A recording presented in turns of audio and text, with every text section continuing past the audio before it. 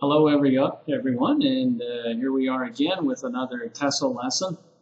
And today we'll be looking at just general qualities of an effective English language teacher. Now, I don't have all of the qualities here, but it's just an idea of things that would make for an effective English language teacher. So we're going to just look at some qualities, and you may agree or disagree, but certainly it's coming from experience and some success over the years. And I think you could tell from your own observations that these qualities would help to make an English language teacher effective. So let's go ahead and begin. The first quality, or the first quality is effective teachers can explain things. Now, it doesn't mean that the teacher can spend long minutes detailing many different things, dissecting them, but they can take something that is quite complex, and the key idea is to simplify it. Remember, your language learners are not native speakers. Your language learners do not know all of the answers, do not have a large vocabulary many times. So, for example, the student may ask the teacher, "Teacher, what is a tale?" Maybe the student is reading something or it's part of the lesson. And, well, some teachers would say, "Check your dictionary." But other teachers might want to say or be tempted to say something very dictionary-like, such as, well, a tale is a message that tells the particulars of an act or occurrence or course of events presented in writing or drama or cinema, blah, blah, blah, and on it goes. Wow, that's good. It's from a dictionary, certainly. But did the student really just understand what you said? Can you simplify that for me? And an effective teacher could simply say, well, yeah, a tale is a story. And then move on. There's no need to dwell on the details. Now, the teacher in us wants to explain in great detail. We want to demonstrate that we know, perhaps, these words. But the bottom line is the student just kind of wants a quick answer in many cases, and you can provide that. An effective teacher can provide that. Secondly, an effective teacher is going to have a sense of humor. It doesn't mean that the teacher is a clown. Students don't want a clown. But, I've come over the years, I've heard the term over the years, many years ago actually, I heard the term edutainer. Educator plus entertainer. And I think in many ways that's definitely needed in the English language classroom. Definitely in my own experience, teachers need to have a sense of humor. Just kind of jokingly, I might say something actually to this effect: wow, that bear looks something like me in the mornings. Or you could start your class with a cute little picture and ask, what do you think the result of this is going to be? Either way, the idea is to just kind of put the learners at ease, help them to feel a little more comfortable, and laughter is sure a good medicine for breaking up the tension. So again, students aren't looking for clowns. They don't want a clown for a teacher. They want someone who's taking their learning seriously, especially an adult learner. But we can certainly inject a little humor once in a while to lighten things up. Thirdly, effective teachers are aware of their students' needs. For example, you can see this teacher realizes that Mrs. Pock wants to be able to interact more with her children. And I'm going to, as an effective ELT, I'm going to direct my lessons toward that end. I'm going to remember that as I am teaching Mrs. Pock. Or in the class, I have Mrs. Pock and I have Neil. Neil wants to go to university in the USA. So I'm going to be aware of these things, and my lessons are going to include or involve these things in my preparations. And if I don't have a choice on materials, as in many academies they provide those things for you, I can certainly be aware of that, and in my lesson maybe make mention of that. Oh, Neil, this is very good for you if you go to university. Or Mrs. Pak, by the way, I think this is going to help you in interacting more with your children. And you know, students will really respond to that. And again, an effective teacher is going to know those needs. Why the language learner wants to learn or improve their English skills. For what goal are they doing this? So an effective teacher certainly knows about this. Another effective teacher item is they don't talk too much. Uh-oh, I just entered into territory that some teachers may feel a little uncomfortable, but the truth is effective English language teachers are not going to talk too much. They're going to actually facilitate or provide their students with opportunities to talk more. You see, one of the things that we miss as teachers is the more a student talks, the more feedback you can give them.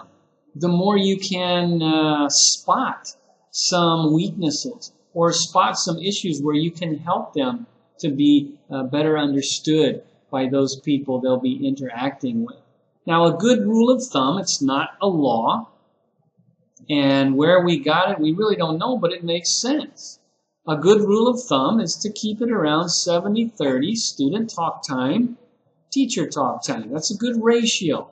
You got to have some talking if you're a language teacher. You've got to be able to perhaps give instructions, to present the ideas, but much of the class should be devoted to allowing the learner the opportunity to use the language. Now, if it's a lower level learner, certainly that ratio is going to be higher for the teacher and lower for the student. But again, I wouldn't just automatically go there. If I were a teacher in that situation, and I have been, I would still try to find what might get my student to talk. It could be very well be the subject matter. It could be an anxiety effect or an affective filter issue. But try to find, before you go the more talking route, try to find what may be preventing your student from participating more in the class. It could very well be what is known as the silent period. Maybe they're just simply trying to gain more input before they can produce output. We don't know, but an effective ELT is not going to overtalk or talk too much, but allow and provide that language learner the opportunity to do more. Next, an effective ELT is going to be a good manager of time. I know that sounds strange, but if we're going to be effective, we've got to manage our time. A professional timeline, for example, for a 50-minute class, and I'm just giving you an example. You might say 5 minutes is too short for an opening or a closing. It's your call, but the idea is to have that professional timeline. So, for example, have a 5-minute opening, greeting your class. Hello, class.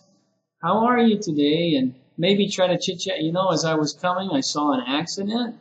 As I was coming to class, did anybody else see that?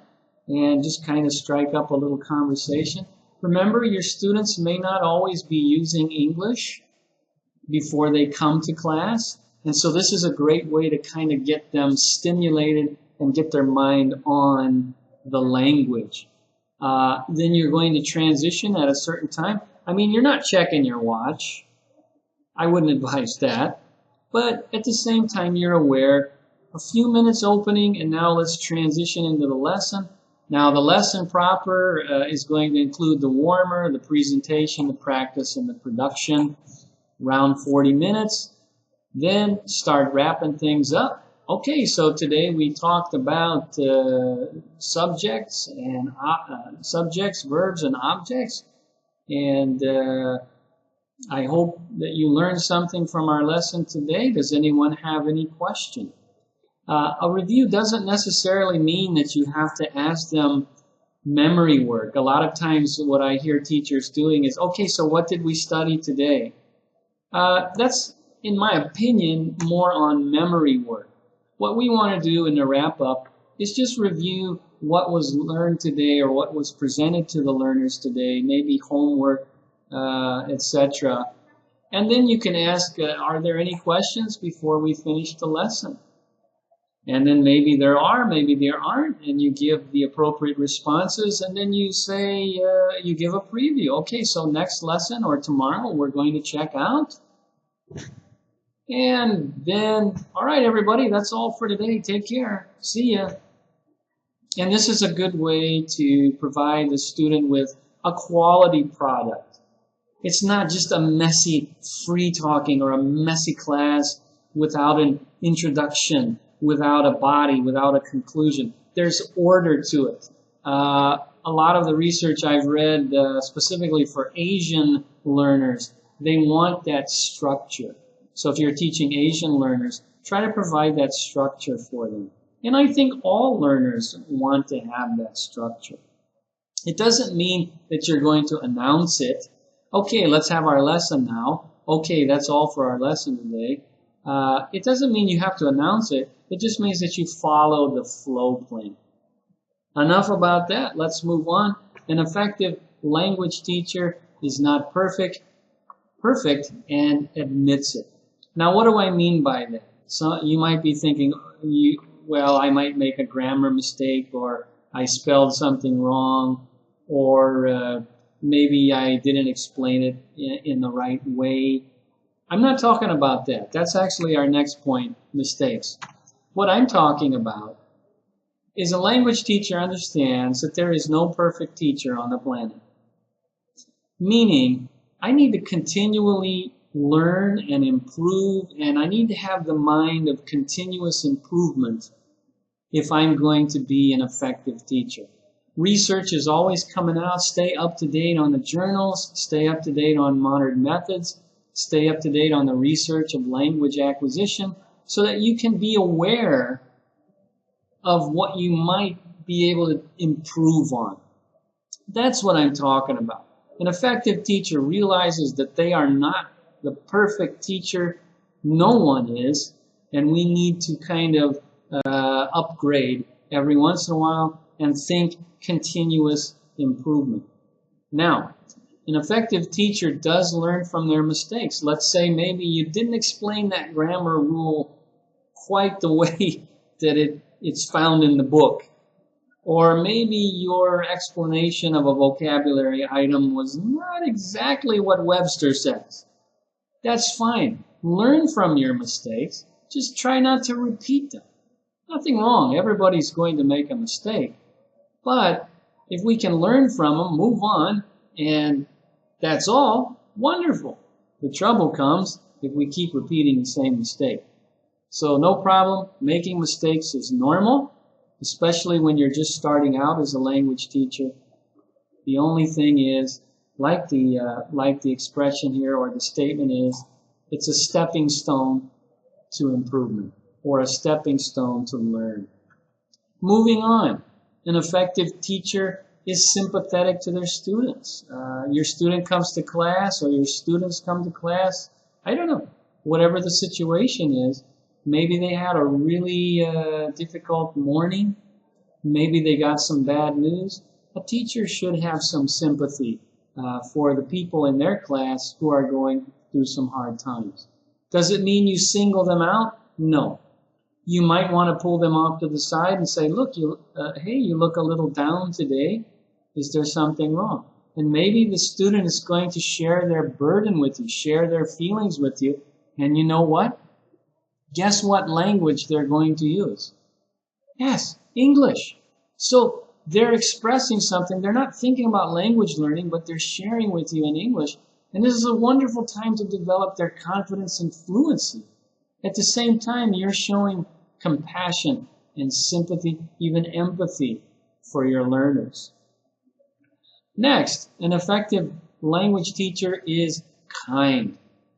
Sometimes the student's late to class. I think sometimes teachers want to start yelling at them.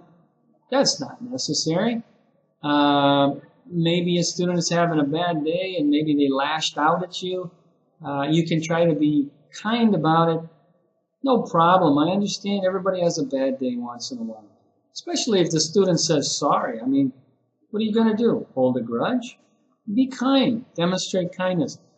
I think everyone around the world, whatever culture, is going to respond well to a kind teacher. An effective English language teacher realizes that students are actually customers and treat them like customers. Remember, guys, if you're watching this video, if you can hear me speaking, Tesol is not about imparting my language knowledge to the students. It's not about me dominating the class. It's about me working together with language learners, people, to accomplish their goals.